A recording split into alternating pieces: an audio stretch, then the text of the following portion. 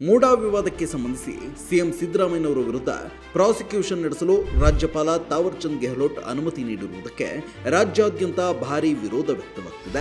ರಾಜ್ಯಪಾಲರು ಸಾಂವಿಧಾನಿಕವಾಗಿ ನಡೆದುಕೊಳ್ಳದೆ ರಾಜಕೀಯ ಒತ್ತಡಕ್ಕೆ ಒಳಗಾಗಿ ಈ ರೀತಿ ನಡೆದುಕೊಳ್ಳುತ್ತಿದ್ದಾರೆ ಎಂಬುದು ಕೇಳಿ ಬರುತ್ತಿರುವಂತಹ ಪ್ರಮುಖ ಆರೋಪ. ರಾಜ್ಯಪಾಲರಿಗೆ ವಿವೇಚನಾಧಿಕಾರ ಬಳಸುವ ಎಲ್ಲ ಅವಕಾಶಗಳಿವೆ. ಆದರೆ ಹಾಗೆ ವಿವೇಚನಾಧಿಕಾರವನ್ನ ಬಳಸುವಾಗ ಅದಕ್ಕೆ ತಕ್ಕ ಸಮರ್ಥನೆಗಳು ರಾಜ್ಯಪಾಲರ ಬಳಿ ಇರಬೇಕಾಗುತ್ತೆ.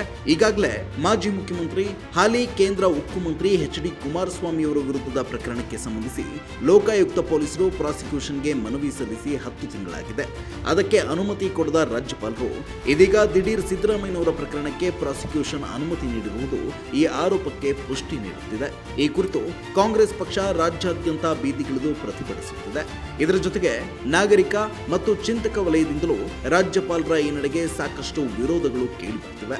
ಇದರ ಭಾಗವಾಗಿ ಆಗಸ್ಟ್ 19ರಂದು ಕನ್ನಡದ ಸಾಹಿತಿಗಳು, ಚಿಂತಕರು, ಸಾಮಾಜಿಕ ಕಾರ್ಯಕರ್ತರು ಬೆಂಗಳೂರಿನ ಫ್ರೀಡಂ ಪಾರ್ಕ್ನಲ್ಲಿ ಪ್ರತಿಭಟನೆ ನಡೆಸಿ ರಾಜ್ಯಪಾಲರ ನಡೆಯನ್ನ ಖಂಡಿಸಿದ್ದಾರೆ. ಪ್ರತಿಭಟನೆಯಲ್ಲಿ ಭಾಗಿಯಾಗಿದ್ದ ಕೆಲವರು ತಮ್ಮ ಅಭಿಪ್ರಾಯವನ್ನ ದಾಖಲಿಸಿದ್ದು ಹೀಗೆ.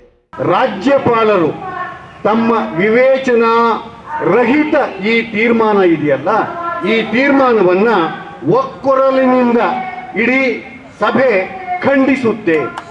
ಅವರ ಈ ನಡೆ ವಿವೇಕ ಶೂನ್ಯವಾದದ್ದೇ ಹೊರತು, ವಿವೇಚನಾ ರಹಿತವಾದದ್ದೇ ಹೊರತು ವಿವೇಚನಾ ಪೂರ್ವಕವಾದದ್ದಲ್ಲ. ಆ ವಿವೇಕ ರಹಿತವಾದ ನಡೆ ಇದೆಯಲ್ಲ, ಅದು ಅವರ ಬಗೆಗೆ ಇದ್ದ ನಾಡಿನ ಜನತೆಯ ಗೌರವ ನಾಶವಾಗಿರ್ತಕ್ಕಂಥದ್ದು. ಅದನ್ನು ಅವರು ಅರ್ಥ ಮಾಡಿಕೊಳ್ಬೇಕು. ಅರ್ಥ ಮಾಡಿಕೊಂಡಂತೆ ಅವರು ತಪ್ಪು ತಿದ್ದಿಕೊಳ್ಳಬಹುದಾಗಿದ್ದಂಥ ಅವಕಾಶ ಈಗಲೂ ಕೂಡ ಇರ್ತಕ್ಕಂಥದ್ದು ಅಂತ ಅನಿಸುತ್ತೆ. ಆದರೆ ಅದರ ಹಿಂದೆ ಇದ್ದ ಹುನ್ನಾರಗಳೆಲ್ಲವನ್ನೂ ಕೂಡ ಹೇಳಿದ್ದಾರೆ. ಮೋದಿಯವರು, ಶಾ ಅವರು, ಕುಮಾರಸ್ವಾಮಿ ಇವರೆಲ್ಲ ಕೂಡಿಕೊಂಡಂತೆ ಮಾಡಿರ್ತಕ್ಕಂಥದ್ದನ್ನು ಹೆಸರೆತ್ತಿದ ರೀತಿಯೊಳಗೆ ದಿನೇಶ್ ಅವರು ಹೇಳಿದ್ದಾರೆ. ಆದರೆ ಗಮನಿಸಬೇಕಾಗಿರ್ತಕ್ಕಂಥದ್ದು, ರಾಷ್ಟ್ರಪತಿ ಹುದ್ದೆಯಾಗಲಿ ರಾಜ್ಯಪಾಲರ ಹುದ್ದೆಯಾಗಲಿ ಅವು ಆಡಳಿತ ಪಕ್ಷಗಳು ತಪ್ಪಿದಾಗ ಅವರನ್ನು ತಿದ್ದುವುದಕ್ಕಾಗಿ ಇರ್ತಕ್ಕಂಥ ಒಂದು ಜವಾಬ್ದಾರಿಯುತ ಪ್ರಜಾಪ್ರಭುತ್ವ ರಕ್ಷಕ ಶಕ್ತಿಗಳೇ ಹೊರತು ಆ ಅಧಿಕಾರಗಳು ಅವುಗಳನ್ನು ಭಕ್ಷಿಸುವ ಶಕ್ತಿಗಳಾಗಬಾರದು. ಇವತ್ತು ಅಲ್ಲಿ ರಾಷ್ಟ್ರಪತಿಯವರಿಗೆ ಅವಮಾನಕರವಾದಂಥ ನಡೆ ನಡೆದಾಗಲೂ ಅವರು ಮೌನವಾಗಿದ್ದಾರೆ. ರಾಜ್ಯಪಾಲರುಗಳು ಕೈಗೊಂಬೆಗಳಾಗಿ ಗುಲಾಮಗಿರಿಯ ರೀತಿಯೊಳಗೆ ವರ್ತಿಸ್ತಾ ಇದ್ದಾರೆ. ಆ ಹುದ್ದೆಗಳ ಘನತೆಯನ್ನು ಎರಡೂ ಕಡೆಯಲ್ಲಿಯೂ ಕೂಡ ನಾಶ ಮಾಡಿದ್ದಾರೆ. ಇದು ದೇಶದ ಪ್ರಜಾಪ್ರಭುತ್ವಕ್ಕೆ ಮಾಡಿದಂಥ ದೊಡ್ಡ ಅವಮಾನ, ದೊಡ್ಡ ಅಗೌರವ. ಆತ್ಮಸಾಕ್ಷಿ ಇರ್ತಕ್ಕಂಥ ಯಾರೇ ಆದರೂ ಕೂಡ ಆ ಹುದ್ದೆಗಳಲ್ಲಿ ಕುಳಿತುಕೊಳ್ಳೋದಕ್ಕೆ ನನಗೆ ಅರ್ಹತೆ ಇಲ್ಲ ಅಂತಂದು ಹೊರಕ್ಕೆ ಬಂದಾಗ ಅವ್ರ ವ್ಯಕ್ತಿತ್ವ ಹೆಚ್ಚುತ್ತೆ, ಅವ್ರ ವ್ಯಕ್ತಿತ್ವ ಹೆಚ್ಚತಕ್ಕಂಥದ್ದಾಗುತ್ತೆ. ಆ ಕಾರ್ಯವನ್ನು ರಾಷ್ಟ್ರಪತಿಯವರು ಆಗ ಮಾಡಬೇಕಾಗಿತ್ತು, ಅವರು ಮಾಡಲಿಲ್ಲ. ರಾಜ್ಯಪಾಲರು ಈಗ ಮಾಡಬೇಕಾಗಿತ್ತು ಇಲ್ಲಿ ನಮ್ಮ ರಾಜ್ಯದೊಳಗೆ, ಅವರು ಮಾಡಲಿಲ್ಲ. ಇಬ್ಬರೂ ಕೂಡ ಒಂದು ರೀತಿಯೊಳಗೆ ಆ ಘನತೆಯನ್ನು, ಆ ಹುದ್ದೆಗಳ ಘನತೆಯನ್ನು ನಾಶ ಮಾಡಿರ್ತಕ್ಕಂಥವರಾಗಿ ಕೈಗೊಂಬೆಗಳಾಗಿ ಕೂತಿರ್ತಕ್ಕಂಥವರಾಗಿದ್ದಾರೆ. ಇಡೀ ದೇಶದ ಚರಿತ್ರೆಯನ್ನು ತಿರುಚುತ್ತಾ ಈ ಕೋಮುವಾದಿ ಪಕ್ಷ ಹೇಗೆ ಜನರಿಗೆ ಮೋಸ ಮಾಡ್ತಾ ಇರ್ತಕ್ಕಂಥದ್ದಾಗಿದೆಯೋ ಹಾಗೆಯೇ ಈಗ ವ್ಯಕ್ತಿತ್ವದ ಚಾರಿತ್ರ್ಯವನ್ನು ತಿರುಚುತ್ತಾ ಒಂದು ರೀತಿಯಲ್ಲಿ ಪ್ರಜಾಪ್ರಭುತ್ವವನ್ನು ನಾಶ ಮಾಡ್ತಕ್ಕಂಥದ್ದಾಗಿದೆ. ಆಪರೇಷನ್ ಕಮಲ ಅದನ್ನು ಮಾಡೋಕ್ಕಾಗಲ್ಲ ಅನ್ನೋದು ಗೊತ್ತಿದ್ದ ಹೊತ್ತಿನೊಳಗೆ ಈ ಹೊತ್ತು ಚಾರಿತ್ರ್ಯ ಹನನವನ್ನು ಮಾಡುತ್ತಾ ಈ ಅಪ್ರಜಾಸತ್ತಾತ್ಮಕವಾದ ರೀತಿಯೊಳಗೆ ತಮ್ಮ ಬೇಳೆಯನ್ನು ಬೇಯಿಸ್ಕೊಳ್ಳೋದಕ್ಕೆ ನೋಡ್ತಾ ಇರ್ತಕ್ಕಂಥದ್ದನ್ನು ಕಾಣ್ತಾ ಇದ್ದೇವೆ ಅನ್ನೋದು. ಇದು ಬಹಳ ದುರಂತಮಯವಾದಂಥ ಚಿತ್ರ ಈ ಹೊತ್ತು. ಆ ದೃಷ್ಟಿಯಿಂದೇನೆ ನನಗೆ ಅನ್ನಿಸ್ತಾ ಇರ್ತಕ್ಕಂಥದ್ದು, ಇಲ್ಲಿ ವ್ಯಕ್ತಿ ಮುಖ್ಯವಾಗೋದಿಲ್ಲ. ಅವರು ಬರ್ತಿದ್ದಾಗೇನೆ ಹೇಳಿದರು, ಕಾಂಗ್ರೆಸ್ ಹೊರತಾಗಿ ನಾವು ಪ್ರಜಾಪ್ರಭುತ್ವವನ್ನು ಕಟ್ತೇವೆ, ಕಾಂಗ್ರೆಸ್ ನಿರ್ನಾಮ ಮಾಡುವುದೇ ನಮ್ಮ ಉದ್ದೇಶ ಅಂತ. ಇದೇ ತೋರಿಸುತ್ತೆ ಪ್ರಜಾಸತ್ತಾತ್ಮಕವಾದ ನಡೆಯ ಹೆಜ್ಜೆ ಇದಲ್ಲ. ಆ ಪಕ್ಷಕ್ಕೂ ಕೂಡ ಒಂದು ದೊಡ್ಡ ಕೆಟ್ಟ ನೀಚ ವರ್ತನೆ ಅದು. ಆ ನೀಚ ವರ್ತನೆಯನ್ನು ಬಿಡಬೇಕು. ಯಾಕೆಂದರೆ ಪ್ರಜಾಪ್ರಭುತ್ವದಲ್ಲಿ ಬಹುಪಕ್ಷಗಳು, ಬಹುತ್ವ ಸಂಸ್ಕೃತಿಗಳು ಇವೆಲ್ಲವೂ ಕೂಡ ಉಳಿಯಬೇಕು. ಬಾಳಬೇಕು, ಬೆಳಗಬೇಕು, ಪ್ರಜಾಪ್ರಭುತ್ವ ಸಂರಕ್ಷಿತವಾಗಬೇಕು ಅಂತಂದರೆ ಶತ್ರುವನ್ನು ಕೂಡ ಸಂವಾದಾತ್ಮಕವಾಗಿ ಗೆಲ್ಲುವ ರೀತಿಯೊಳಗಿನ ಧೋರಣೆಯನ್ನು ತೋರಿಸಿದಂತೆ ಉಳಿಸ್ಕೊಳ್ಬೇಕಾಗುತ್ತೆ, ಬೆಳೆಸಬೇಕಾಗುತ್ತೆ. ಇದನ್ನು ಹಿಂದಿನ ಸರ್ಕಾರಗಳು ಎಲ್ಲವೂ ಕೂಡ ಮಾಡ್ಕೊಂಡು ಬಂದಿದ್ದಾವೆ. ತಪ್ಪಿದಂಥ ಹೊತ್ತಿನೊಳಗೆ ಜನ ಅವರಿಗೆ ಬುದ್ಧಿ ಕಲಿಸಿದ್ದಾರೆ.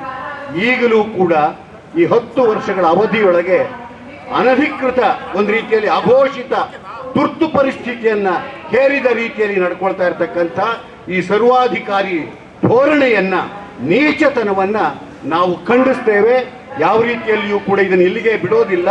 ಜನನಾಯಕರಾದಂತಹ ಸಿದ್ದರಾಮಯ್ಯ ಅವರನ್ನು ಅವರ ಚಾರಿತ್ರ್ಯ ವಧೆ ಮಾಡುವುದರ ಮೂಲಕ ಕರ್ನಾಟಕದಲ್ಲಿಯೇ ಇರುವಂತಹ ಸದೃಢವಾದ ಮತ್ತು ಜನಪ್ರಿಯವಾದಂತಹ ಸರಕಾರವನ್ನು ಮೂಲೆಗುಂಪು ಮಾಡುವ ಉದ್ದೇಶವನ್ನು ಇಟ್ಕೊಂಡು ಬಿಟ್ಟು ನಡೆದಿರುವಂತಹ ಈ ಘಟನೆ, ರಾಜ್ಯಪಾಲರು ಮಾಡಿದಂತಹ ಈ ಎಡವಟ್ಟು ಕನ್ನಡದ ಜನತೆಗೆ ಮಾಡಿದ ಅವಮಾನ ಆಗಿದೆ. ಇದನ್ನು ಕನ್ನಡಿಗರು ನಾಡಿನಾದ್ಯಂತ ತಮ್ಮದೇ ಆದ ರೀತಿಯಲ್ಲಿ ಪ್ರತಿಭಟಿಸ್ತಾ ಇದ್ದಾರೆ. ಈ ಸ್ವರೂಪ ಕೇವಲ ಕರ್ನಾಟಕಕ್ಕೆ ಮಾತ್ರ ಸಂಬಂಧಪಟ್ಟಂತಹದ್ದು ಅಂತ ಏನಲ್ಲ. BJPಯೇತರ ಸರ್ಕಾರಗಳು ಎಲ್ಲೆಲ್ಲಿವೆಯೋ ಅಲ್ಲಿಯ ಸರ್ಕಾರಗಳನ್ನು ಬಗ್ಗು ಬಡಿಯುವ ಕಾರಣಕ್ಕೋಸ್ಕರವಾಗಿ ತಮ್ಮದೇ ಆದ ಸರ್ಕಾರವನ್ನು ನೇಮಕ ಮಾಡಬೇಕು ಅನ್ನುವ ದುರುದ್ದೇಶದಿಂದ ಕೇಂದ್ರ ಸರ್ಕಾರ ಮಾಡುವ ಈ ಪ್ರಕ್ರಿಯೆಗಳು ಜನತೆಯನ್ನು ಕುಪಿತಗೊಳಿಸಿವೆ. ಹೀಗಾಗಿ ಜನ ಆಕ್ರೋಶಕ್ಕೆ ಒಳಗಾಗಿದ್ದಾರೆ. ಕೇಂದ್ರ ಸರ್ಕಾರದ ನೀತಿ ಎಂತಹದ್ದು ಅಂತಂದರೆ,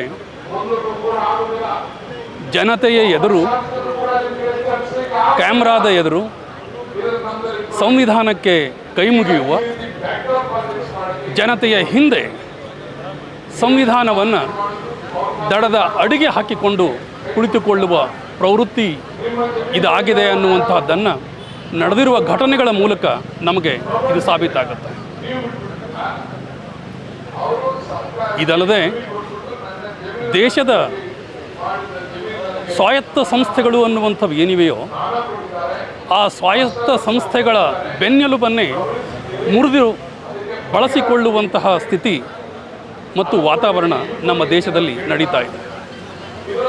ಇದು ಪ್ರಜಾಪ್ರಭುತ್ವ ವ್ಯವಸ್ಥೆಯನ್ನು ಬುಡಮೇಲು ಮಾಡುವ ಸ್ವರೂಪದ ಆಲೋಚನಾ ಕ್ರಮ ಮತ್ತು ಆಡಳಿತದ ಕ್ರಮ ಆಗಿದೆ. ಈ ಆಡಳಿತದ ಕ್ರಮ ಬೇರೆ ಬೇರೆ ರಾಜ್ಯಗಳಲ್ಲಿ ಅನುಭವಿಸ್ತಾ ಇದ್ದಾರೆ. ಈ ರಾಜಕೀಯ ನಡೆ, ಈ ಪ್ರಭುತ್ವವಾದಿ ಚಿಂತನೆ ಏನನ್ನು ಮಾಡ್ತಾ ಇದೆ ಅಂತಂದರೆ, ಪರೋಕ್ಷವಾಗಿ ನಮ್ಮ ದೇಶದಲ್ಲಿ ಅಘೋಷಿತವಾದಂತಹ ತುರ್ತು ಪರಿಸ್ಥಿತಿ ಜಾರಿಯಲ್ಲಿದೆಯೇನೋ ಅನ್ನುವ ಆತಂಕ ಮನಸ್ಸಿನೊಳಗೆ ಕಾಡ್ತಾ ಹೋಗ್ತದೆ. ಹೀಗಾಗಿ ಇಂತಹ ವ್ಯವಸ್ಥೆ ನಾವು ಪೋಷಿಸೋದು ಅಂತಂದರೆ ಪ್ರಜಾಪ್ರಭುತ್ವ ವ್ಯವಸ್ಥೆಗೆ ನಮ್ಮಷ್ಟಕ್ಕೆ ನಾವೇ ಸಿದ್ಧ ಮಾಡಿಕೊಳ್ಳುವುದು ಅಂತ ನನಗನ್ನಿಸುತ್ತೆ. ಹೀಗಾಗಿ ಇಂತಹ ಧೋರಣೆಯ ಈ ವ್ಯವಸ್ಥೆಯನ್ನು ವಿರೋಧಿಸುವ ಕಾರಣಕ್ಕೋಸ್ಕರವಾಗಿ ಮತ್ತು ಪ್ರಜಾಪ್ರಭುತ್ವದ ಮೌಲ್ಯಗಳನ್ನು ಉಳಿಸಿಕೊಳ್ಳುವ ಕಾರಣಕ್ಕೋಸ್ಕರವಾಗಿ ನಾವು ಧ್ವನಿಯನ್ನು ಕೂಡಿಸಬೇಕಾಗಿದೆ ಮತ್ತು ಇಂತಹ ಧೋರಣೆಗಳನ್ನು ವಿರೋಧಿಸುವ ಅಗತ್ಯ ಇದೆ ಅಂತ ಅಂದ್ಕೊಂಡ್ಬಿಟ್ಟು ನಾನು ಭಾವಿಸ್ತೇನೆ. ಈಗ ಇದೊಂದು ಕ್ಷುಲ್ಲಕವಾದಂಥ, ಭಾಳ ಒಂದು ಕಾನೂನು ರೀತಿಯಲ್ಲಿ ಬಗೆಹರಿಸ್ಕೊಳ್ಬಹುದಾದಂಥ, ಇಡೀ ರಾಜ್ಯದ ಜನತೆಗೆ ಸಂಬಂಧ ಇಲ್ಲದಲೇ ಇರುವಂಥ, ಇಡೀ ರಾಜ್ಯ ಸರ್ಕಾರಕ್ಕೆ ಬಹಳ ದೊಡ್ಡ ಆಘಾತವಾಗದಲೇ ಇರುವಂಥ ಒಂದು ವಿಚಾರವನ್ನು ಇಟ್ಕೊಂಡು ಇವತ್ತು ಪ್ರಜಾಪ್ರಭುತ್ವವನ್ನು ಕೆಡವಲಿಕ್ಕೆ, ಸಂವಿಧಾನವನ್ನು ಅಲುಗಾಡಿಸ್ಲಿಕ್ಕೆ ಇವತ್ತು ಹೊರಟಿದ್ದಾರೆ. ಇದೇನು ಹೊಸದಲ್ಲ. BJPಯೇತರ ರಾಜ್ಯ ಸರ್ಕಾರಗಳು ಎಲ್ಲೆಲ್ಲಿದ್ದಾವೋ ಅಲ್ಲೆಲ್ಲ ಅವರು ಅದನ್ನು ಪ್ರಯೋಗ ಮಾಡ್ಕೊಂಡು ಬಂದಿದ್ದಾರೆ. ಕರ್ನಾಟಕದಲ್ಲಿ ನುಸುಳಲಿಕ್ಕೆ ಸಾಧ್ಯ ಆಗ್ತಾ ಇರಲಿಲ್ಲ, ಆದರೆ ಇದೊಂದು ಅಸ್ತ್ರವನ್ನು ಬಳಸಿದರೆ ಇದೇನು ಹೆಚ್ಚು ಯಶಸ್ಸನ್ನು ಅವರಿಗೆ ತಂದುಕೊಡಲ್ಲ. ಈ ರಾಜ್ಯವೇ ತಲೆ ತಗ್ಸೋವಂಥ, ಅವರು ಯಾವತ್ತೂ ಜೀವಮಾನದಲ್ಲಿ ತಲೆ ಎತ್ತಲಾರದಂಥ ಪಕ್ಷಗಳು ಕೂಡ, ಅದರ ನಾಯಕರುಗಳು ಕೂಡ ಇವತ್ತು ಜನರ ಮಧ್ಯೆ ನಿಂತ್ಕೊಂಡು ಭಾಳ ದೊಡ್ಡ, ಈಗಾಗಲೇ ಹೇಳ್ದಂಗೆ ತಾನು ಕಳ್ಳ ಪರರನ್ನು ನಂಬ ಅನ್ನೋದು ರೀತಿಯಲ್ಲಿ ತನ್ನ ನೈತಿಕತೆಯನ್ನು ಮೀರಿದಂಥ, ಅನೈತಿಕತೆಯನ್ನೇ ಉಸಿರಾಡಿದಂಥವರು ಕೂಡ ಇವತ್ತು ಒಂದು ಪ್ರಜಾಪ್ರಭುತ್ವದ ಈ ಗಟ್ಟಿಯಾದಂಥ ಸರ್ಕಾರದ ವಿರುದ್ಧ ಮಾತಾಡ್ತಾ ಇದ್ದಾರೆ ಅಂತಂದರೆ ಜನ ಏನು ಸುಮ್ಮನೆ ಕೂತ್ಕೊಳ್ಳಲ್ಲ. ಖಂಡಿತವಾಗಿಯೂ ಜನ ಭಾಳ ಯೋಚನೆ ಮಾಡ್ತಾರೆ. ಮತ್ತು ಇವರ ಈ ಆಟಗಳೆಲ್ಲ ಹೆಚ್ಚು ನಡೆಯಲ್ಲ. ಇದೊಂಥರದಲ್ಲಿ ಈ ಆಟವನ್ನು ನೋಡಿ ಒಂದು ಸ್ವಲ್ಪ ದಿವಸ ಇದು ಮಾಡ್ಬೋದು, ಸಮಯ ಕಳಿಬೋದು ಅಷ್ಟೇ, ಟೈಮ್ ಪಾಸ್ ಆಗ್ಬೋದು. ಆದರೆ ಮುಂದಿನ ದಿನಗಳು ಅಷ್ಟು ಸುಲಭವಲ್ಲ. ಈ ರಾಜ್ಯಪಾಲರು ಅವ್ರ ಬಗ್ಗೆ ಎಲ್ಲ ಮಾತಾಡಿದ್ದಾರೆ. ಆ ರಾಜ್ಯಪಾಲರು ಅನ್ನೋಂಥದ್ದೇನೆ ಒಂದು ದೊಡ್ಡ ಒಂದು ಕೇಂದ್ರ ಸರ್ಕಾರದ ಪ್ರತಿನಿಧಿಯಾಗಿ ಅವರು ನಡ್ಕೊಳ್ತಾ ಇರುವಂಥದ್ದು, ಅದೆಲ್ಲವೂ ಕೂಡ ಇವತ್ತಿನ ಹೊಸದಲ್ಲ. ಭಾರತದಲ್ಲಿ ಈ ಭಾರತ ಕಂಡಂಥ ಅನೇಕ ರಾಜ್ಯಪಾಲರುಗಳ ಸಾಲಿಗೆ ಈ ಮನುಷ್ಯನು ಕೂಡ ಸೇರ್ಕೊಳ್ಳುವಂಥದ್ದು. ಇಂಥ ಸಂದರ್ಭದಲ್ಲಿ ಎಲ್ಲರೂ ಕೂಡ ಇವತ್ತು ಯಾರೂ ಬಿಟ್ಕೊಡೋದಿಲ್ಲ. ಚುನಾವಣೆಯ ಮೂಲಕ ಸಂವಿಧಾನದತ್ತವಾಗಿ ಆಯ್ಕೆಯಾದ ಒಂದು ಸರ್ಕಾರವನ್ನ ಬುಡಮೇಲು ಮಾಡುವುದು ಅಸಾಧ್ಯ ಅಂತ ಗೊತ್ತಾದಾಗ ಅಸಂವಿಧಾನದ ಮೂಲಕ ಮಾರ್ಗದ ಮೂಲಕ ಇದನ್ನ ಮಾಡಲಿಕ್ಕೆ ನಮಗೆ ಹೇಳಲಿಕ್ಕೆ ಏನೂ ಮುಜುಗರ ಇಲ್ಲ.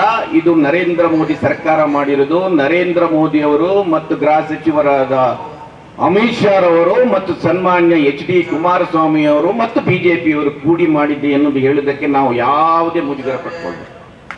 ಯಾಕೆಂದ್ರೆ ಬಹಳ ಸ್ಪಷ್ಟವಾಗಿ ಇದರ ಹಿಂದೆ ಇಂಥದೊಂದು ಹುನ್ನಾರ ನಡೆದಿದೆ ಎನ್ನುವುದಕ್ಕೆ ಯಾವುದೇ ಅನುಮಾನ ಇಲ್ಲ. ರಾಜಭವನ ಎನ್ನುವುದು ಕೇಂದ್ರ ಸರ್ಕಾರದ ಸ್ಟೇಟಿನ ಒಂದು ಬ್ರಾಂಚ್ ಅಲ್ಲ, ಅದಕ್ಕೆ ಒಂದು ಸಾಂವಿಧಾನಿಕವಾದ ಸ್ಥಾನಮಾನ ಇದೆ. ಆದರೆ ದುರಂತ ಏನಂದ್ರೆ ರಾಷ್ಟ್ರಪತಿಗೆ ಇರುವ ಯಾವ ಇಮ್ಯುನಿಟಿಗಳು ಕೂಡ ರಾಜ್ಯಪಾಲರಿಗೆ ಇಲ್ಲ.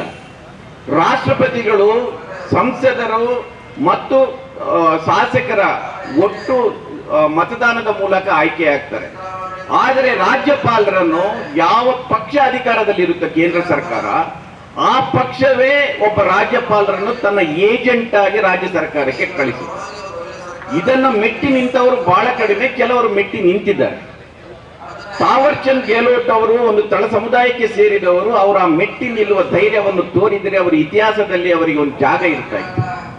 ಇವತ್ತು ತಾವರ್ ಚಂದ್ ಗೆಹ್ಲೋಟ್ ಅವರು ತಾನು ಕೂಡ ಒಬ್ಬ ಕೈಗೊಂಬೆ, ತಾನೊಬ್ಬ ಏಜೆಂಟ್ ಅಂತ ತೋರಿಸಿಕೊಂಡು ಅವರ ವ್ಯಕ್ತಿತ್ವವನ್ನೇ ಅವರು ಹಾಳು ಮಾಡಿಕೊಂಡಿದ್ದಾರೆ. 13ರಿಂದ 18ರವರೆಗೆ ಕಾಂಗ್ರೆಸ್ ಸರ್ಕಾರ, ಸಿದ್ದರಾಮಯ್ಯ ನೇತೃತ್ವದ ಸರ್ಕಾರದಲ್ಲಿ ಒಂದೇ ಒಂದು ಕಪ್ಪು ಚುಕ್ಕೆ ಇರಲಿಲ್ಲ. ಜನಪರವಾದ ಮತ್ತು ಸಾಮಾಜಿಕ ನ್ಯಾಯದ ಕಾರ್ಯಕ್ರಮಗಳನ್ನ ಬಹಳ ಯಶಸ್ವಿಯಾಗಿ ಜಾರಿಗೆ ತಂದರು. ಇವತ್ತು ಕೂಡ ಆ ಪರಿಸ್ಥಿತಿ ಇದೆ. ಗ್ಯಾರಂಟಿ ಯೋಜನೆಗಳು ಬಂದಿದೆ. ಇವರು ಬಡವರು ಕಾಂಗ್ರೆಸ್ ಪಕ್ಷದ ಪರವಾಗಿದ್ದಾರೆ, ಸಿದ್ದರಾಮಯ್ಯನವರ ಪರವಾಗಿದ್ದಾರೆ. ದಲಿತರು, ಅಲ್ಪಸಂಖ್ಯಾತರು, ಹಿಂದುಳಿದ ಜಾತಿಗಳು ಮತ್ತು ಎಲ್ಲಾ ಜಾತಿಗಳಲ್ಲಿರುವ ಜಾತ್ಯತೀತರು ಇವರೆಲ್ಲರೂ ಸಿದ್ದರಾಮಯ್ಯನವರ ಪರವಾಗಿದ್ದಾರೆ. ಅದರಿಂದ ಸಿದ್ದರಾಮಯ್ಯನವರು ಇರುವವರೆಗೆ ಈ ಸರ್ಕಾರವನ್ನಾಗಲಿ ಈ ಪಕ್ಷವನ್ನಾಗಲಿ ದುರ್ಬಲಗೊಳಿಸಲಿಕ್ಕೆ ಸಾಧ್ಯ ಇಲ್ಲ. ಅದರಿಂದ ಅವರನ್ನು ಟಾರ್ಗೆಟ್ ಮಾಡಿ ಎನ್ನುವ ಒಂದು ದೊಡ್ಡ ಹುನ್ನಾರದೊಂದಿಗೆ ಇದು ಪ್ರಾರಂಭ ಆಗಿದೆ. ನನಗೆ ತಿಳಿದು ಬಂದ ಪ್ರಕಾರ ಯಾವಾಗ ಸಿದ್ದರಾಮಯ್ಯನವರು ರಾಜ್ಯದ ತೆರಿಗೆ ಪಾಲನ್ನು ಕೇಳಿ ಡೆಲ್ಲಿಗೆ ಹೋಗಿ ಅಲ್ಲಿ ಚಾಲೆಂಜ್ ಮಾಡಿದ್ರು, ಅದೇ ದಿನ ಈ ಮನುಷ್ಯನನ್ನ ಹಣಿಯಬೇಕೆನ್ನೋ ನಿರ್ಧಾರ ದೊಡ್ಡ ಮಟ್ಟದಲ್ಲಿ ಆಗಿತ್ತಂತೆ. ಅದರ ನಂತರ ಸನ್ಮಾನ್ಯ HD ಕುಮಾರಸ್ವಾಮಿ ಅವರವರ ಜೊತೆ ಸೇರ್ಕೊಂಡ್ರು. ಇದು ಬಹಳ ದೊಡ್ಡ ಪ್ಲಾಟ್ನ ಭಾಗ ಇದು. ಅದರಿಂದ ನಾವು ಇವತ್ತು ಬಹಳ ನಿರಾಳವಾಗಿ ಇರ್ಬೋದಾ? ಖಂಡಿತ ಇರ್ಬೋದು. ನಾನು ಮೊನ್ನೆ ಎಲ್ಲೋ ಹೇಳಿದೆ, ಈ ದೇಶದಲ್ಲಿ 2 ನ್ಯಾಯಾಲಯಗಳಿದೆ. ನಾವೆಲ್ಲ ನಂಬಿರುವುದು ಸಂವಿಧಾನದತ್ತವಾದ ನ್ಯಾಯಾಲಯ.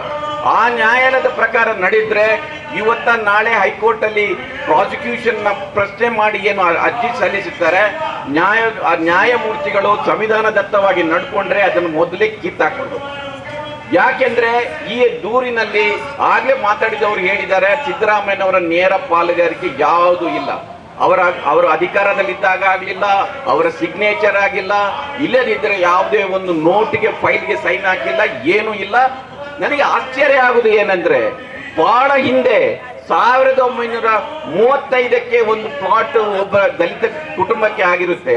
ಅಲ್ಲಿಂದ ಇಲ್ಲಿಯವರೆಗೆ ಅಂದ್ರೆ 10-20 ಇಷ್ಟು ವರ್ಷಗಳ ಕಾಲ ಸಿದ್ದರಾಮಯ್ಯನವರು ಅದಕ್ಕಾಗಿ ಹೊಂಚು ಹಾಕಿಕೊಂಡು ಕೂತು 13 ಎಕರೆ ಜಮೀನನ್ನು ಪಡೆಯಲೇಬೇಕಂತ ಹುನ್ನಾರ ನಡೆಸ್ತಾರೆ ಅಂದ್ರೆ ಯಾರು ನಂಬಲಿಕ್ಕೆ ಸಾಧ್ಯ ಇಲ್ಲ. ಯಾಕೆ ಅದೇನು ಚಿನ್ನದ ಗಣಿ ಇದೆ ಅದರಲ್ಲಿ. ಸಿದ್ದರಾಮಯ್ಯನವರು ಮನಸ್ಸು ಮಾಡಿದರೆ ಅಂತ 100 ಲೇಔಟ್ಗಳನ್ನೇ ಮಾಡುವಾಗ ಜುಜುಬಿ ಸೈಟ್ಗೋಸ್ಕರ ಯಾಕೆ ಆಸೆ ಪಡಬೇಕು?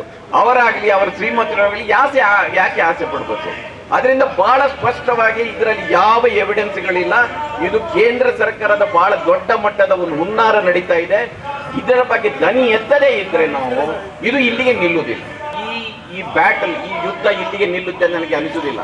ಸಪೋಸ್ ಹೈಕೋರ್ಟ್ ಏನಾದರೂ ನಾಳಿನ ಅದು ಕಿತ್ತಾಕಿದ್ರೆ ನಿಲ್ಲುತ್ತೆ, ಇಲ್ಲದ್ರೆ ಸುಪ್ರೀಂ ಕೋರ್ಟಿಗೆ ಹೋಗುತ್ತೆ, ಸುಪ್ರೀಂ ಕೋರ್ಟಲ್ಲಿ ಇದು ನಡೆಯುತ್ತೆ. ಅದರಿಂದ ಬಹಳ ನಾಳೆನೇ ಏನೋ ಆಗುತ್ತೆ ಅನ್ನೋ ಬೀಚ್ ಪಡಬೇಕಾದ ಅಗತ್ಯ ಇಲ್ಲ.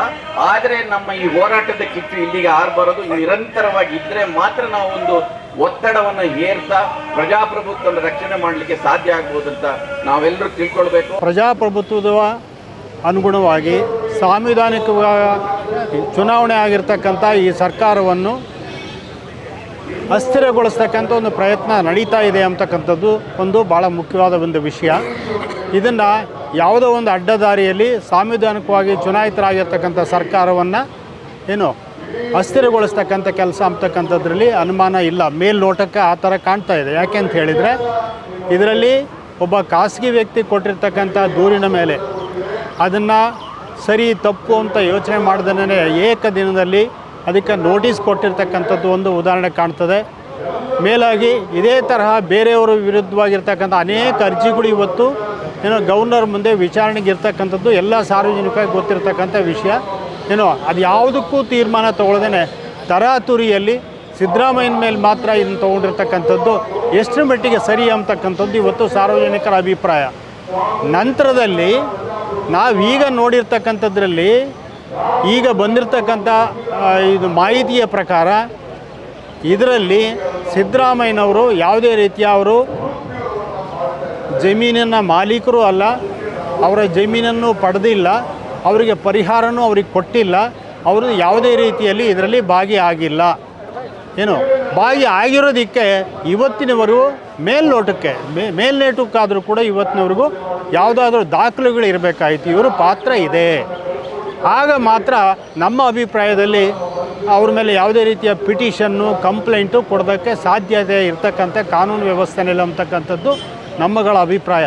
ಇದು ಯಾವುದೂ ಇಲ್ಲದೆ ಇರತಕ್ಕಂಥ ಸಂದರ್ಭದಲ್ಲಿ ಸೊ ಅವ್ರ ಮಧ್ಯೆ ಹೋಗ್ಬಿಟ್ಟು ಇವತ್ತು ಒಂದು ಪಿಟಿಷನ್ ಫೈಲ್ ಮಾಡಿ ಅದಕ್ಕೆ ಸ್ಯಾಂಕ್ಷನ್ ಪಡ್ಕೊಂಡು ಅವ್ರ ಮೇಲೆ ಎನ್ಕ್ವೈರಿ ಮಾಡ್ತೀವಿ. ಆ ಎನ್ಕ್ವೈರಿಗೆ ಆದೇಶ ಆಗಿರೋದ್ರಿಂದ ಅವರು ರಾಜೀನಾಮೆ ಕೊಡಬೇಕು, ಅಧಿಕಾರದಲ್ಲಿ ಇರಬಾರ್ದು ಅಂತಕ್ಕಂಥದ್ದನ್ನು ಒಬ್ಬ ಚುನಾಯಿತ ಮುಖ್ಯಮಂತ್ರಿನ ಮಾಡ್ತಕ್ಕಂಥದ್ದು ಎಷ್ಟರ ಮಟ್ಟಿಗೆ ಸರಿ ಅಂತಕ್ಕಂಥದ್ದು ಪ್ರಶ್ನೆ ಇದಾಗಿದೆ. ಸಾರ್ವಜನಿಕವಾಗಿ ಇದನ್ನು ಚರ್ಚೆ ನಡೀತಿದೆ. ಆ ದೃಷ್ಟಿಯಿಂದ ಇವತ್ತು ಪ್ರಜಾಪ್ರಭುತ್ವದ ಪ್ರಕಾರ ನಡೆಯತಕ್ಕಂಥದ್ದು ಪ್ರಜಾಪ್ರಭುತ್ವದ ಪ್ರಕಾರನೇ ಅಂತ್ಯ ಆಗಬೇಕದು. ಯಾವುದೇ ಕಾರಣಕ್ಕೆ ಇವತ್ತು ಸಿದ್ದರಾಮಯ್ಯನವರು ರಾಜೀನಾಮೆ ಕೊಡಬಾರ್ದು ಅಂತಕ್ಕಂಥದ್ದು ಎಲ್ಲ ಒಂದು ಒಮ್ಮತದ ತೀರ್ಮಾನ ಆಗಿದೆ. ಈಗೇನು ಮುಖ್ಯಮಂತ್ರಿಗಳ ಮೇಲೆ ಪ್ರಾಸಿಕ್ಯೂಷನನ್ನು ಚಾರ್ಜ್ ಮಾಡಿದ್ದಾರೆ ರಾಜ್ಯಪಾಲರು, ಇದು ಸರಿಯಾದ ಕ್ರಮ ಅಲ್ಲ. ಇದನ್ನು ಅವರು ವಾಪಸ್ ತಗೊಳ್ಳುವ ಮೂಲಕ ಕರ್ನಾಟಕ ರಾಜ್ಯದ ಆಡಳಿತ ಸುಸೂತ್ರವಾಗಿ ನಡೀಲಿಕ್ಕೆ ಸಹಕರಿಸಬೇಕು ಅಂತ ಮೊದಲಿಗೆ ನಾನು ಮನವಿ ಮಾಡಿಕೊಳ್ತೀನಿ.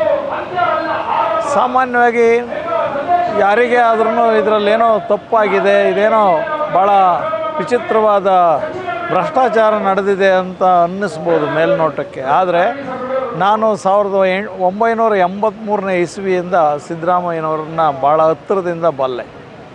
ಅವರಿಗೆ ಇಂಥ ಯಾವುದೋ ಒಂದಷ್ಟು ಆಸ್ತಿಯನ್ನು ಮಾಡಿಕೊಳ್ಳಬೇಕು ಅನ್ನುವಂತಹ ಯಾವ ಲವಲೇಶ ಆಸೆ ಕೂಡ ಇಲ್ಲ. ಅವರು ಹಾಗೇನಾದರೂ ಆಸ್ತಿಯನ್ನು ಮಾಡ್ಕೋಬೇಕು ಅಂತಿದ್ದಿದ್ರೆ ಬೇಕಾದಷ್ಟು ಅವಕಾಶಗಳಿದ್ದು. ಆ ಥರದ ವ್ಯಕ್ತಿ ಅವರಲ್ಲ. ಒಬ್ಬ ಪರಿಶುದ್ಧವಾಗಿರುವಂತಹ ವ್ಯಕ್ತಿ ಮತ್ತು ಸಾರ್ವಜನಿಕ ಆಡಳಿತದಲ್ಲಿ ಅವರು ಯಾವುದೇ ಹಂತದಲ್ಲೂ ತಪ್ಪು ಮಾಡದೆ ತಮ್ಮನ್ನು ತುಂಬ ನೈತಿಕವಾಗಿ ಮತ್ತು ಕಾನೂನಾತ್ಮಕವಾಗಿ ಆಡಳಿತವನ್ನು ಮಾಡಿರುವಂತಹ ವ್ಯಕ್ತಿ. ಅಂಥವರ ಮೇಲೆ ಈ ಥರದ ಆಪಾದನೆಯನ್ನು ಮಾಡಿರುವಂಥದ್ದು ಸರಿಯಲ್ಲ. ಯಾಕೆ ಅಂತಂದರೆ ಒಬ್ಬ ವ್ಯಕ್ತಿಯ ಒಂದು ಒಟ್ಟಾರೆ ಚಾರಿತ್ರ್ಯದ ದೃಷ್ಟಿ ಇದೆಯಲ್ಲ, ಅದು ಬಹಳ ಮಹತ್ವದ್ದು. ಅವರ ಥ್ರೂಔಟ್ ಲೈಫ್ ಕೆರಿಯರಲ್ಲಿ ಯಾವ ಬಗೆಯ ನಿರ್ಧಾರವನ್ನು ಯಾವ ರೀತಿಯಲ್ಲಿ ಯಾವ ವಿಷಯಗಳಿಗೆ ಮಹತ್ವವನ್ನು ಕೊಟ್ಟಿದ್ದಾರೆ. ಸಾಮಾನ್ಯವಾಗಿ ಅವರು ತುಂಬ ಅಲಕ್ಷಿತ ಸಮುದಾಯಗಳ ಪರವಾಗಿರುವಂಥವ್ರು, ಹೆಣ್ಣು ಮಕ್ಕಳ ಪರವಾಗಿರುವಂಥವ್ರು, ದಲಿತರ ಪರವಾಗಿರುವಂಥವ್ರು, ಹಿಂದುಳಿದವರ ಪರವಾಗಿರುವಂಥವ್ರು, ಬಡವರ ಎಲ್ಲ ಜಾತಿಯ ಬಡವರ ಪರವಾಗಿರುವಂಥವ್ರು. ಅಂತಹ ಒಬ್ಬ ಉತ್ತಮ ಆಡಳಿತಗಾರರನ್ನು ಒಂದು ರೀತಿಯಲ್ಲಿ ನೈತಿಕವಾಗಿ ಕುಗ್ಗಿಸುವಂತಹ ಪ್ರಯತ್ನಗಳೇನಿವೆಯಲ್ಲ, ಇವು ಸರಿಯಾದ ಕ್ರಮಗಳಲ್ಲ. ಇದು ರಾಜ್ಯಪಾಲರ ಹುದ್ದೆಗೆ ಘನತೆಯನ್ನು ತರುವಂತಹ ವಿಷಯ ಅಲ್ಲ. ಅದನ್ನು ಮರುಪರಿಶೀಲಿಸಿ ಅವರು ತಮ್ಮ ಏನು ಪ್ರಾಸಿಕ್ಯೂಷನನ್ನು ಆರಂಭ ಮಾಡಿದ್ದಾರೆ ಅದನ್ನು ವಾಪಸ್ ತೆಗೆದುಕೊಳ್ಳುವ ಮೂಲಕ ಕರ್ನಾಟಕ ಜನಜೀವನ, ಮುಖ್ಯವಾಗಿ ರಾಜ್ಯ ಆಡಳಿತ ಮತ್ತು ಜನಜೀವನ ಸುಸೂತ್ರವಾಗಿರುವ ಹಾಗೆ ಅವರು ನೋಡ್ಕೊಳ್ಬೇಕು ಅನ್ನುವಂತಹ ಒಂದು ಮನವಿಯನ್ನು ಈ ಮುಖೇನ ಮಾಡ್ತಾ ಇದ್ದೀನಿ. ಮೂಡ ಪ್ರಕರಣ ಏನಿದೆಯಲ್ಲ, ಈ ಮೂಡ ಪ್ರಕರಣದಲ್ಲಿ ಅವರೊಬ್ಬರೇ ಭಾಗಿಯಾಗಿದ್ದಾರೋ ಅವರೇ ಪ್ರಮುಖ ಪಾತ್ರಧಾರಿಗಳು ಅನ್ನೋಂಥದ್ದನ್ನು ತುಂಬ ಗಂಭೀರವಾಗಿ ಯೋಚನೆ ಮಾಡಿದಾಗ ಸಿದ್ದರಾಮಯ್ಯನವರು ಅದರಲ್ಲಿ ಪಾತ್ರಧಾರಿಗಳು ಅಲ್ಲ. ಪ್ರಮುಖ ಪಾತ್ರಧಾರಿಗಳು ಆಗ ಇದ್ದಂತಹ BJP ಸರ್ಕಾರ ಆಗಬೇಕು.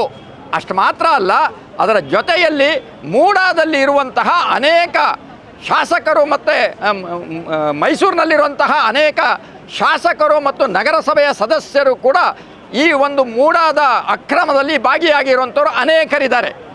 ಈಗ ಏನೊಂದು ಪ್ರಾಸಿಕ್ಯೂಷನ್ಗೆ ಒಂದು ಅನುಮತಿಯನ್ನು ಕೊಟ್ಟಿದ್ದಾರೆ, ಆ ಅನುಮತಿಯಲ್ಲಿ ಅಕಸ್ಮಾತ್ ಸಿದ್ದರಾಮಯ್ಯನವ್ರನ್ನ ಸೇರಿಸೋದಾದರೆ ಯಾವ ಮೂಡಾದಲ್ಲಿ ಅಕ್ರಮ ಆಗಿದೆಯೋ ಆ ಅಕ್ರಮದಲ್ಲಿ ಸಿದ್ದರಾಮಯ್ಯನವರು ಒಬ್ಬರಾಗಬಹುದು. ಆದರೆ ಅವರೇ ಎಲ್ಲದಕ್ಕೂ ಮೂಲ ಕಾರಣ ಅಂತ ಆಗಲಿಕ್ಕೆ ಸಾಧ್ಯ ಇಲ್ಲ.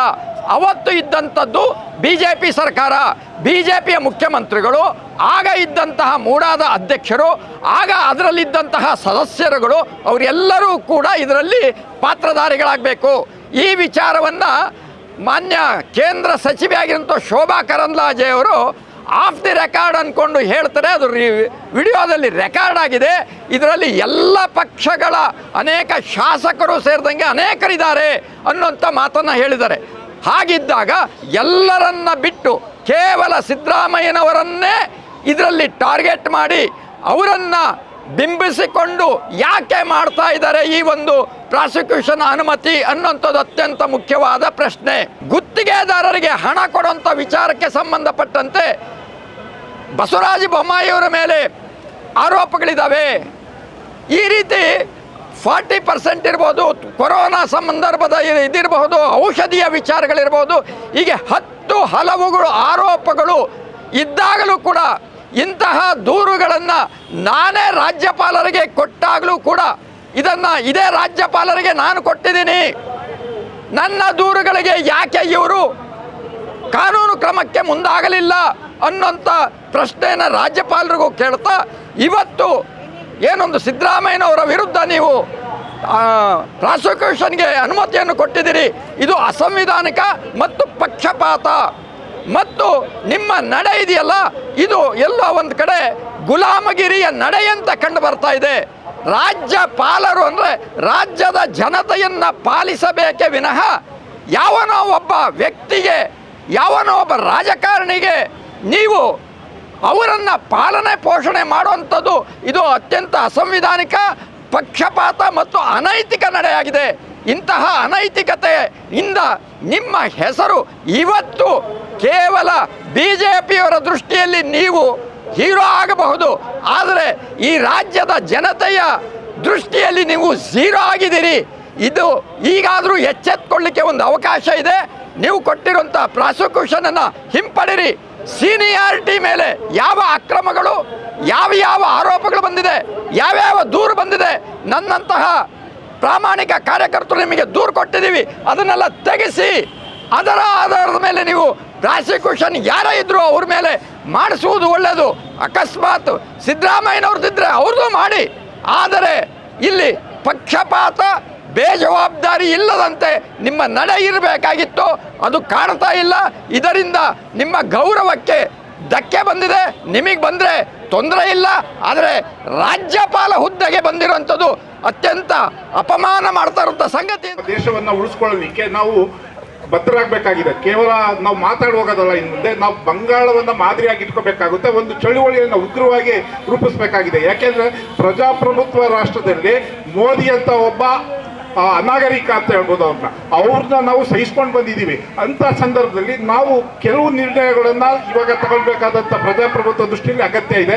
ಮುಖ್ಯವಾಗಿ ನಾವು ಇವತ್ತು ಮಾಡಬೇಕಾಗಿರೋದು ನಮ್ಮ ರಾಜ್ಯವನ್ನು ನಾವು ಉಳಿಸ್ಕೊಳ್ಳುವಂಥ ವ್ಯವಸ್ಥೆ ಬೇಕಾಗಿದೆ. ಯಾಕೆಂದರೆ ನಾವು ಈಗಾಗಲೇ ಒಮ್ಮೆ ಇಲ್ಲೇ ಇರ್ತಕ್ಕಂಥ ಹಲವಾರು ಮಂದಿಗಳು ಇದ್ದಾರೆ, ಅವರೆಲ್ಲರೂ ಕೂಡ ನಾವು ದ್ರಾವಿಡ ಚಳುವಳಿಯನ್ನು ಕಟ್ಟಬೇಕು ಅನ್ನುವ ಸಂಕಲ್ಪವನ್ನು ಕೂಡ ನಾವು ಮಾಡಿದ್ದು. ಬಟ್ ಅದು ಸಂಕಲ್ಪವಾಗೇ ಉಳಿದಿದೆ, ಅದು ಈಡೇರಬೇಕಾದಂಥ ಸನ್ನಿವೇಶ ಈಗ ಬಂದಿದೆ. ಬಹುಶಃ ಈಗ ಆಲ್ರೆಡಿ ಎಲ್ಲರೂ ಮಾತಾಡದಂತೆ ನಮ್ಮ ಸಂಪನ್ಮೂಲ ಬಂದಂಥ ಆದಾಯ ಎಲ್ಲ ಉತ್ತರ ಪ್ರದೇಶಕ್ಕೆ ಹೋಗ್ತಾ ಇದೆ ಅನ್ನೋದು ತಮ್ಗೆಲ್ಲರಿಗೂ ಗೊತ್ತೇ ಇದೆ. ಆದರೂ ಕೂಡ ನಾವು ಸಹಿಸ್ಕೊಂಡಿದ್ದೀವಿ. ಆ ಸಹಿಸ್ಕೊಂಡಿರ್ತಕ್ಕಂಥ ಸಂದರ್ಭದಲ್ಲಿ ಪ್ರಜಾಪ್ರಭುತ್ವವಾದಿಗಳನ್ನ ಈ ರಾಷ್ಟ್ರ ಬಹುಶಃ ಬ್ರಾಹ್ಮಣ್ಯ ಇಲ್ಲಿ ಬೆಳಿಲಿಕ್ಕೆ ಅವಕಾಶ ಕೊಟ್ಟೇ ಇಲ್ಲ. ಸಮಾನತೆಗಾಗಿ ನಾವು ಯಾರು ಹೋರಾಟ ಮಾಡಿದ್ರೂ ಕೂಡ ಅದು ಜಾರಿಗೆ ಬರಲೇ ಇಲ್ಲ. ಆದರೂ ಕೂಡ ನಾವು ಇವತ್ತು ಸಂಕಲ್ಪ ಮಾಡಬೇಕಾಗಿದೆ, ನಮ್ಮ ರಾಜ್ಯದ ಮುಖ್ಯಮಂತ್ರಿಯನ್ನು ನಾವು ಉಳಿಸ್ಕೊಳ್ಬೇಕಾಗಿದೆ. ಯಾಕೆಂದರೆ ಇದು ಪ್ರಜಾಪ್ರಭುತ್ವ ರಾಷ್ಟ್ರದಲ್ಲಿ ನಾವು ಮುಖ್ಯವಾಗಿ ಕಂಡುಕೊಳ್ಬೇಕಾದಂಥದ್ದು ವೈಜ್ಞಾನಿಕ ಚಿಂತನೆಯನ್ನು. ವೈಜ್ಞಾನಿಕ ಚಿಂತನೆ ಪ್ರಜಾಪ್ರಭುತ್ವ ಆಗಿತ್ತು, ಆದರೆ ಇವತ್ತು ಅದು ನಶಿಸಿ ಹೋಗ್ತಾ ಇದೆ. ಅದನ್ನು ನಾವು ಉಳಿಸ್ಕೋಬೇಕು ಅಂತ ಅಂದರೆ ಒಂದು ಸಂಕಲ್ಪವನ್ನು ನಾವು ಮಾಡಬೇಕಾಗಿದೆ. ನಮ್ಮ ಮುಖ್ಯಮಂತ್ರಿ ರಾಜೀನಾಮೆ ನೀಡಬಾರ್ದು, ಅವರು ಮುಂದುವರಿಬೇಕು. ಯಾಕೆಂದ್ರೆ ಅವ್ರು ಏನಾದರೂ ರಾಜೀನಾಮೆ ಕೊಟ್ಟರು ನಾವು ಏಡಿಗಳಾಗ್ತೀವಿ. ರಾಜೀನಾಮೆ ಕೊಡದೇ ಇರಬೇಕಂದ್ರೆ ನಮ್ಮಂಥವರ ಎಲ್ಲರ ಬೆಂಬಲ, ಕರ್ನಾಟಕ ರಾಜ್ಯದ ಪ್ರತಿಯೊಬ್ಬರ ಬೆಂಬಲವನ್ನು ನಾವು ಮುಖ್ಯಮಂತ್ರಿಗಳಿಗೆ ನೀಡಬೇಕಾಗಿದೆ. ಮುಖ್ಯಮಂತ್ರಿಯನ್ನು ಉಳಿಸ್ಕೊಳ್ಳೋದು ಕೇವಲ ನಮ್ಮ ಕರ್ತವ್ಯ ಅಲ್ಲ, ಈ ದೇಶದ ಈ ರಾಜ್ಯದ ಕರ್ತವ್ಯ ಆಗಬೇಕು. ಅಂದ್ರೆ ಪ್ರಜಾಪ್ರಭುತ್ವದಲ್ಲಿ ನಮ್ಮ ಮುಖ್ಯವಾದ ಅಂಶಗಳು 3 ಇವೆ. ಆ 3ನ್ನ ಅವರು ಗಮನಿಸ್ಕೊಂಡಿದ್ದಾರೆ. ಒಂದು ಸೆಕ್ಯುಲರಿಸಮು, ಸೋಷಿಯಲಿಸಮ್ ಮತ್ತು ಸೈಂಟಿಫಿಕ್ ಟೆಂಪರ್. ಇಷ್ಟನ್ನು ಕೂಡ ಅಳವಡಿಸ್ಕೊಂಡಿರ್ತಕ್ಕಂಥ ಏಕೈಕ ವ್ಯಕ್ತಿ ಅಂದರೆ ಸಿದ್ದರಾಮಯ್ಯನವರೇ. ಅಂಥವ್ರನ್ನ ನಾವು ಬೆಂಬಲಿಸಬೇಕಾಗಿದೆ. ಅವ್ರನ್ನ ಬೆಂಬಲಿಸುವಂಥ ನಿರ್ಣಯವನ್ನು ತಗೊಳ್ಳೋಣ ಅನ್ನೋ ಒಂದು ನಿರ್ಣಯ ಅಂತ ಅಂದರೆ ಮುಖ್ಯವಾಗಿ ರಾಜ್ಯಪಾಲರು ಕೇಂದ್ರ ಸರ್ಕಾರದ ಗುಲಾಮರಾಗಿ ತೆಗೆದುಕೊಂಡ ತೀರ್ಮಾನ ಒಕ್ಕೂಟ ವ್ಯವಸ್ಥೆಯನ್ನು ಅಸ್ಥಿರಗೊಳಿಸುವಂಥದ್ದಾಗಿದೆ. ಆದ್ದರಿಂದ ನಾವೆಲ್ಲರೂ ಕೂಡ ಮುಖ್ಯಮಂತ್ರಿಯವರ ಜೊತೆಯಲ್ಲಿ ಅಂದರೆ ರಾಜ್ಯ ಸರ್ಕಾರದ ಜೊತೆಯಲ್ಲಿ ಬೆಂಬಲವಾಗಿ ನಾವು ನಿಲ್ಲುತ್ತೇವೆ ಅನ್ನೋ ಒಂದು ನಿರ್ಣಯವನ್ನು ತಗೊಳ್ಳೋಣ.